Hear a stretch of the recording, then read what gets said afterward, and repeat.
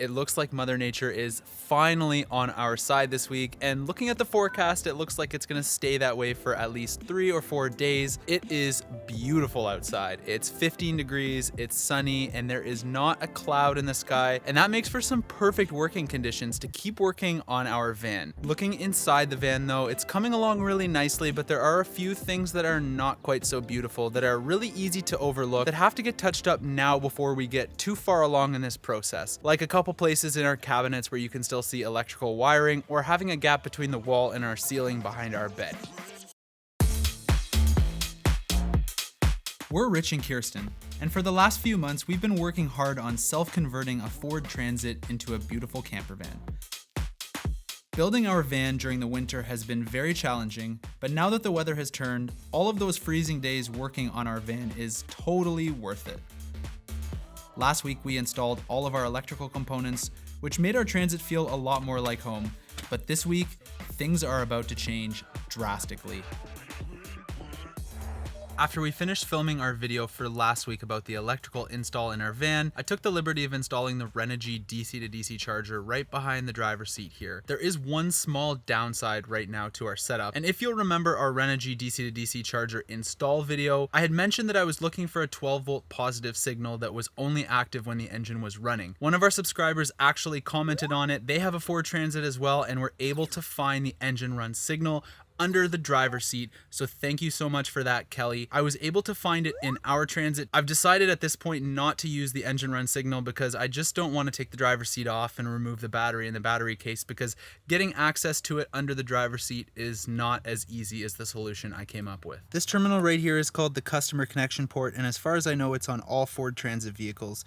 It's fused for 60 amps and it provides a positive source of power for any sort of 12 volt DC application, and in our case, it works perfectly for our DC to DC charger. There is one downside, and it's not an engine run signal. It's just a straight up positive 12 volt signal, which means even when the van's off, the DC to DC charger can turn on. This is something that we're gonna have to be very mindful of. We will be putting an on-off switch on this line, and we will also be making a rule where we have to actually physically disconnect this line from the van anytime we're leaving it. I can't necessarily speak for Richard, but there's 3 main things I want to accomplish this week. Number 1, we need to find a solution for behind the bed. I don't know if it's gonna be shelves or cupboards, but it's gotta be addressed because it is an eyesore compared to the rest of the van. Number 2, we need to get drawers in the kitchen to finalize it so that we can get some drawer faces on them and make it look like a proper kitchen.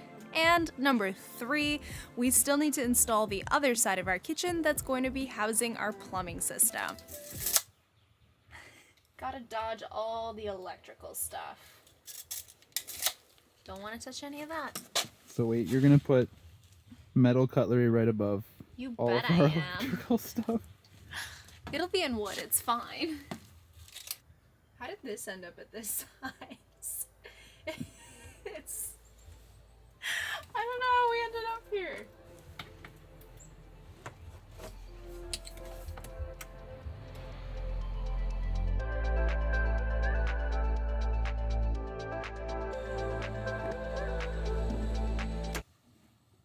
This is the second half of our kitchen that's going to house our sink and our plumbing system and maybe a toilet somewhere down the line. We're installing today 2 drawers in this unit. The first one is going to be a pull-out for our water jugs, so we don't have to shuffle them underneath. We can just pull them right out and connect them and disconnect them when we're filling them up. And the second one is hopefully for garbage if I did my measurements right. Now that I think about it, there's gonna be 3 drawers total. There's also going to be a drawer for all of our toiletries at the top here that we also need to install. This one's a little different because there's gonna be drawers from 2 sides, not just one, so we have a little bit of figuring out to do. We have a dilemma. These jugs are 11 by 11 and a quarter. This is 11 and a quarter across, and this is 22 and a half across. But it appears that our jug that we used this summer has maybe swelled a little bit, and we're not really sure if 2 jugs as intended will fit side by side, or our measurements of this jug are not correct from the Reliance website. There's only one way to find out if 2 will actually fit. So we're just gonna go ahead and install it and pray to the van build gods that we got it right and don't have to do it again, because I really don't want to have to do it again. These planks cost $27 each. that is the water drawer down. Now it's time to work on the upper drawer, which is gonna house all of our toiletries. And then we gotta figure out this bottom part here, which we've now discovered there's not enough room for a toilet, so that's future us problem. But we are gonna be putting some sort of trap door here so that we can access all the plumbing that'll be down here. Just right now, we haven't decided exactly how we wanna do it, so it's a problem for future Rich and Kirsten. This cabinet that's gonna sit at the front of our sink is going to be for all of our toiletries. So it's not gonna be huge, but just enough to keep that stuff out of sight and out of the upper cabinets where we're gonna be storing all of Richard's sweaters. She can work a tool. I put the wrong side on. It's fine. We're just gonna fix that problem right now. Wow. I have no words. You might not be able to see, but Kirsten is putting the right one on now. I just need to not smash my head again on this pillar. That's the right one now. That's the right roller. You know, if I didn't know better, I'd almost think that we're getting towards the finishing touches stage of this van. But in van build, nothing is ever finishing touches. We're gonna get this last drawer in our sink cabinet done. We're gonna put the pantry in today. I think I would like to get the pantry today. Is that acceptable? We're gonna, and then we're gonna install this tomorrow. And I don't know if we have some time work on covering up some of the ugly stuff in the van. But we got 3 weeks. We got 3 weeks where we're not really gonna be doing a whole lot of actual like physical labor for other people, which means we got 3 weeks to put a good solid effort into getting this van done, and that means April 1st?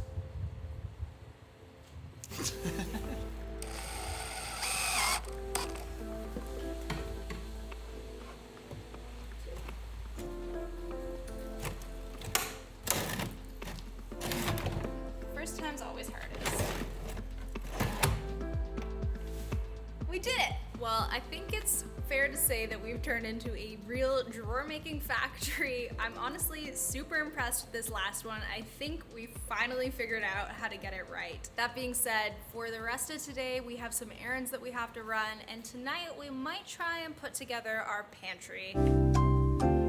When we laid the flooring for this van way back like 3 or 4 months ago in our very first van conversion video, kind of crazy to think about it, we left a space here for what we assumed would be our drawer, and we thought leaving some flooring would be a good idea, but as it turns out it was not a good idea, and now I have the jigsaw and I'm going to be cutting back the floor. And the reason for doing that is because I want to put a footer that comes all the way down onto the step here, and it's really difficult to do that with the floor there, and it's also kind of an eyesore. It'll just look much more clean and much more seamless after this is done. We also don't think that flooring here adds to the support. If anything, it actually is a bit of a hindrance because our floor is bowing just a little bit, and we were hoping that the weight of the cabinet would help keep it down, but it doesn't prove to be doing that so far. So I think it's just easier right now to cut our losses, peel the floor back, and put a proper footer on our cabinet. Does it cut? It's perfect. I hate cutting the vinyl because it ruins the wood blades really quickly.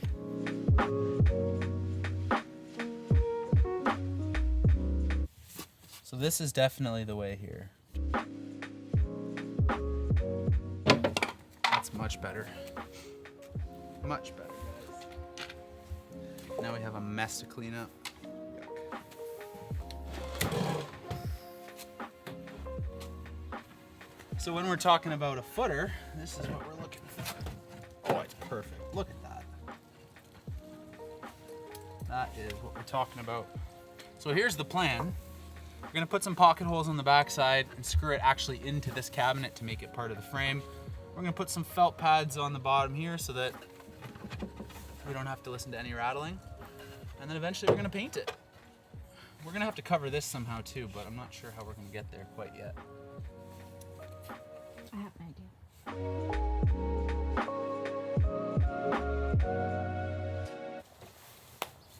Awesome. We had originally planned on actually fastening this in today, but I don't think we're going to, just to make it easier so we can do all the painting and the touch-up we need to do. But it's in place, it's done. We need to build one more drawer for it for the garbage where we had originally planned on putting the toilet. And yesterday we did not build the pantry. We didn't even attempt to build the pantry, so that's next, right? Yes.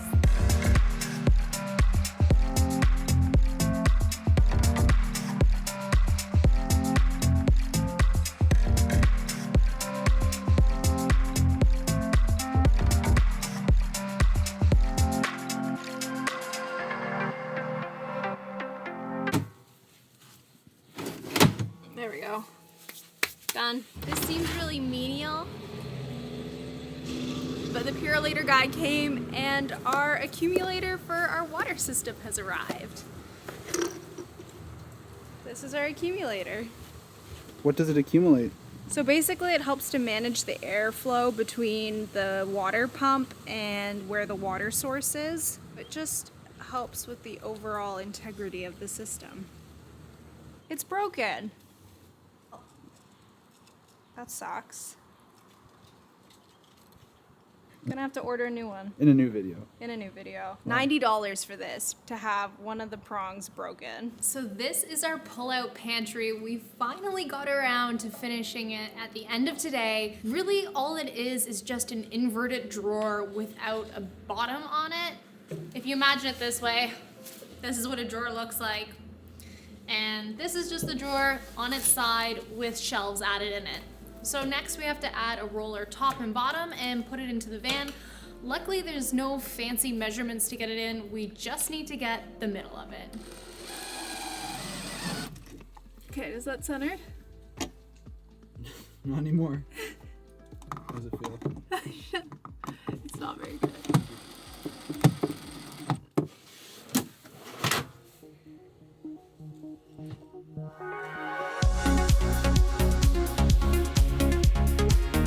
I have no idea what we're watching, but this is no longer the Rich and Kirsten Build a Van vlog. Well, that about wraps up a week that kind of changed everything in this van. It's really starting to feel like there's a lot of functional features here in the van, like these drawers that actually make it livable. Things are getting exciting for us because tomorrow we're going to be driving our minivan to its new owner, which is kind of bittersweet at this point. I'm really sad to see the van go because it was the foundation of our love for van life. But sometimes in life, you got to be out with the old and in with the new. I'm so excited for the new owners. I know that they're going to be putting it to good use with their family.